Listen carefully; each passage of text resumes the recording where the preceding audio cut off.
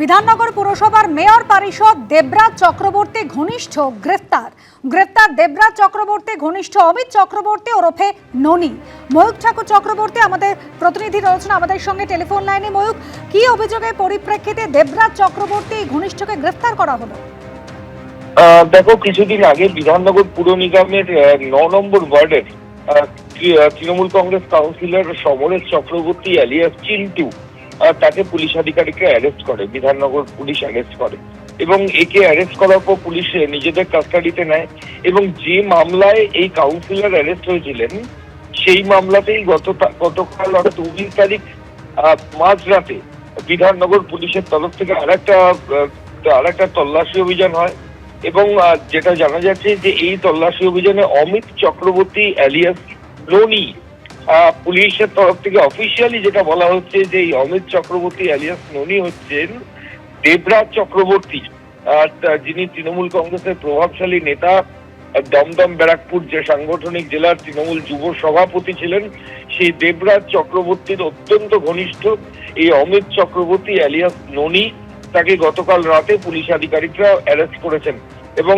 Timing দেখানো হচ্ছে ভোর 5:26 তার অ্যারেস্টের টাইমিং, অর্থাৎ গভীর রাতে তাকে গ্রেফতার করে ভোর 5:26 তার অফিসিয়ালি অ্যারেস্ট পুলিশের তরফ থেকে শো করা হয়েছে।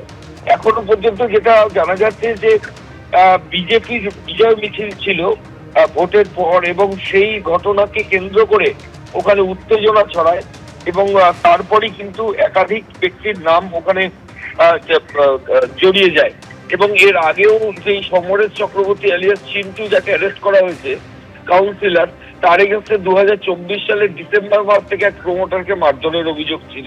দীর্ঘদিন থেকে পলাতক ছিল এই সমরেশ চক্রবর্তী এলিয়াস চিন্টু এবং তারপর সেই কাউন্সিলরকে অ্যারেস্টের পর এবার ননি অমিত চক্রবর্তী তাকেও পুলিশ আধিকারিকরা অ্যারেস্ট করলেন এবং এই অমিত চক্রবর্তী হচ্ছেন দমদম ব্যারাকপুর সাংগঠনিক জেলা তৃণমূল কংগ্রেসের তার যে তৃণমূল যুব কংগ্রেসের যিনি সভাপতি এবং বিধাননগর পুর নিগমের কাউন্সিলর দেবরাজ চক্রবর্তীর ঘনিষ্ঠ, এমনটাই পুলিশের তরফ থেকে অফিসিয়ালি বলা হচ্ছে। ধন্যবাদ ময়ূক। চোখ রাখবো পরের খবরে। আরজিকর মেডিকেলে ধর্ষণ খুনের মামলায় এবার ঘটনাস্থল সিল করার নির্দেশ দিল কলকাতা হাইকোর্ট।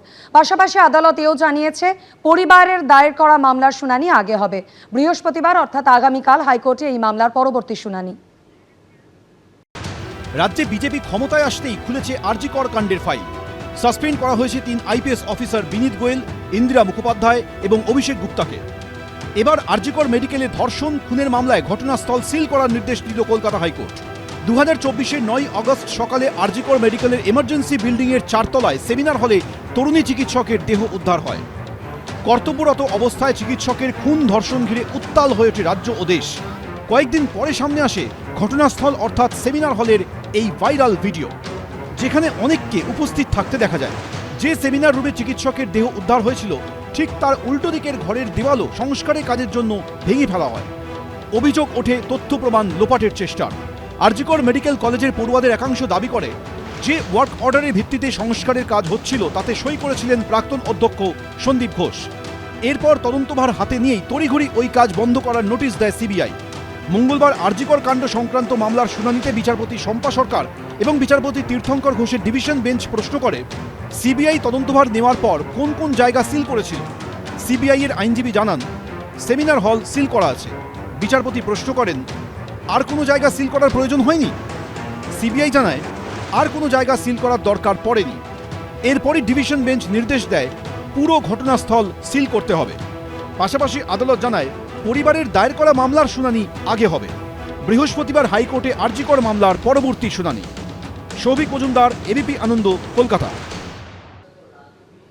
অগ্নিমিত্রা পাল নারী ও শিশু কল্যাণ মন্ত্রী, তিনি আগেই জানিয়ে দিয়েছেন 1 জুন থেকে মহিলারা সরকারি বাসে পরিষেবা বিনামূল্যে পাবেন। কিন্তু মহিলারা এই পরিষেবা পাবেন কি করে, কারণ সরকারি বাসের সংখ্যা তো হাতে গোনা। ক্ষমতায় এসেই কথা রেখেছে বিজেপি। সরকারি বাসে মহিলাদের যাতায়াত ফ্রি করে দেবার কথা ঘোষণা করেছে রাজ্য সরকার। 1 জুন থেকে এই পরিষেবা চালু হচ্ছে, কিন্তু এই সুবিধা নিতে গেলে তো সরকারি বাস পেতে হবে। নিত্যযাত্রীদের প্রশ্ন, সেরকম পর্যাপ্ত সরকারি বাস রাস্তায় আছে কোথায়? বিগত 15 বছরের তৃণমূল জমানায় সরকারি বাসের সংখ্যা যে হারে কমেছে তা নিয়ে রীতিমতো হতাশ তারা।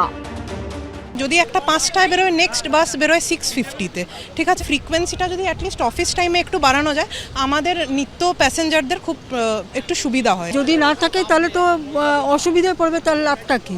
সুবিধা হবে কিন্তু ফ্রিকোয়েন্সিটা তো বাড়াতে হবে। খালি বলে দিলাম এসি দিচ্ছে এই দিচ্ছে, কিন্তু সংখ্যাটা বাড়াতে হবে।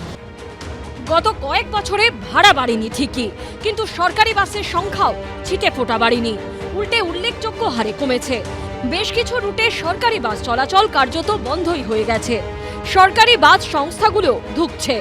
এই পরিস্থিতিতে প্রশ্ন উঠছে, রাজ্য সরকার মহিলাদের সুবিধা দিতে চাইছে ঠিকই, কিন্তু তৃণমূল জমানায় সরকারি পরিবহনের যা হাল হয়েছে তাতে এই সুবিধা যাত্রীরা নেবেন কি করে? কলকাতা শহর বা সংলগ্ন এলাকায় সরকারি বাসের অপ্রতুলতা এমন যে এটা মানুষকে যে সুবিধা দিতে পারত, মহিলাদের যে সুবিধা দিতে পারত, তা যথেষ্ট হবে না, কারণ বাসের সংখ্যা অত্যন্ত কম। মহিলাদেরকে যদি এই সুবিধা দিতে হয় তাহলে সব থেকে আগে যেটা করতে হবে যে সরকারি বাসের সংখ্যা বৃদ্ধি করতে হবে।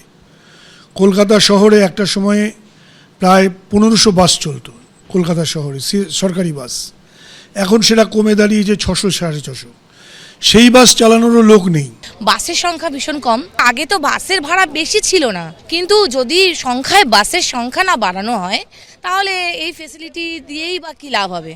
আমি রাজ্য সরকারের কাছে নিবেদন করব যে যেন এই বাসের সংখ্যা বাড়ানো হয়। রাজ্যের সরকার বদলেছে, এবার কি হাল ফিরবে সরকারি বাস পরিষেবার? বিনামূল্যে সরকারি বাস পরিষেবার সুবিধা যাতে যথার্থভাবে সকলে নিতে পারেন, সেরকম পর্যাপ্ত বাস নামবে রাস্তায়। ঐশী মুখোপাধ্যায়ের রিপোর্ট, এবিপি আনন্দ, কলকাতা।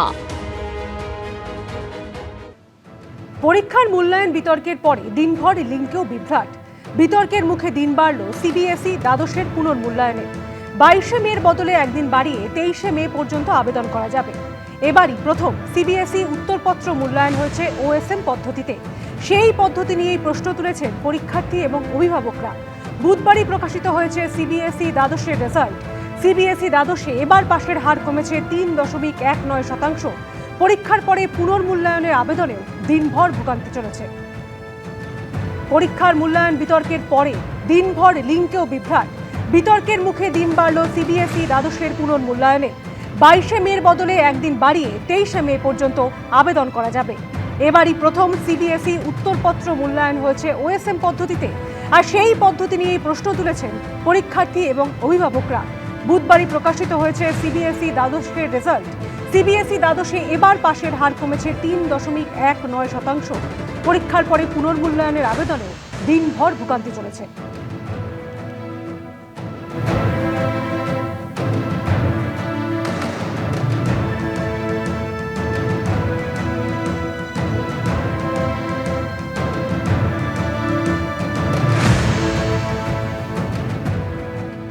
এবিপি আনন্দ, এগিয়ে থাকে, এগিয়ে রাখে।